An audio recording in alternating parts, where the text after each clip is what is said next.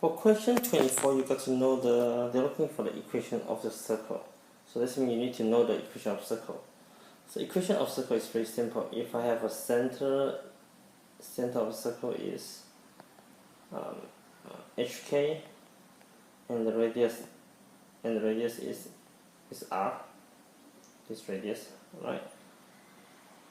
Thus my equation will be x minus h squared plus y minus k squared equal to r squared. It's the distance formula actually. Because if I have a circle, center from here, this is my r, this is my xy point on the curve, and hk. So the distance formula is very simple. X minus h squared and y minus k squared equal to r squared. So here I have my x value, because the center is 0, 4. So my x value is 0, h is 0. So it's x squared plus y minus 4 squared equal to r squared. So if you look at choices here, this is out and this is out. You have two choices left, A or C. And the next part is the r squared. How do I find r squared? Using the formula, where r is the distance between these two. So r squared equal to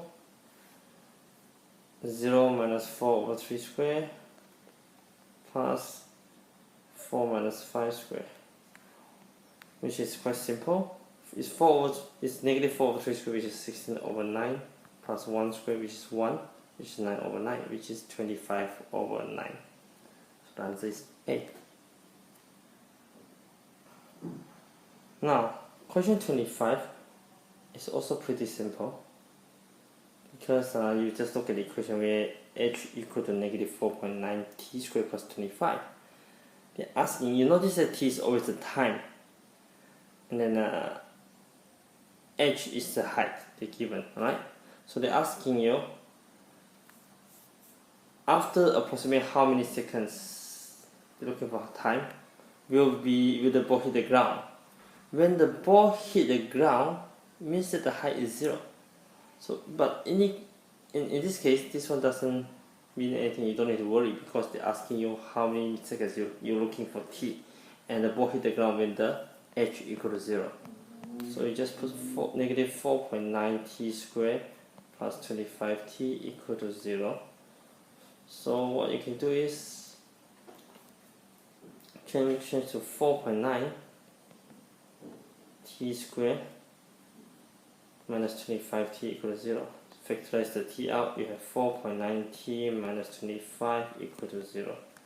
So you either have t equal to 0 or 4.9t minus 25 equal to 0.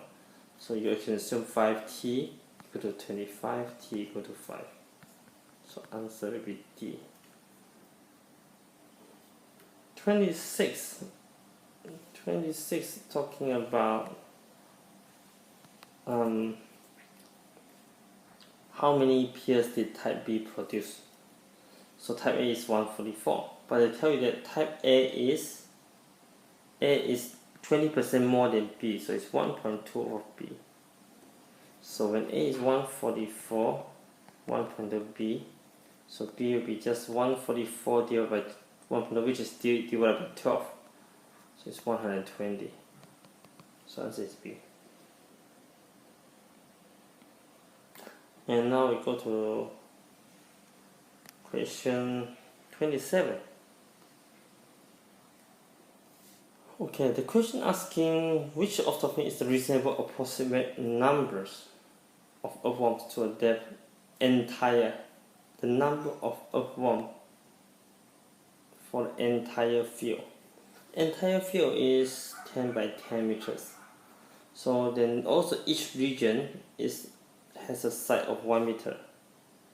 So they have 10 regions. So all this is 10 by 10. This is the total number.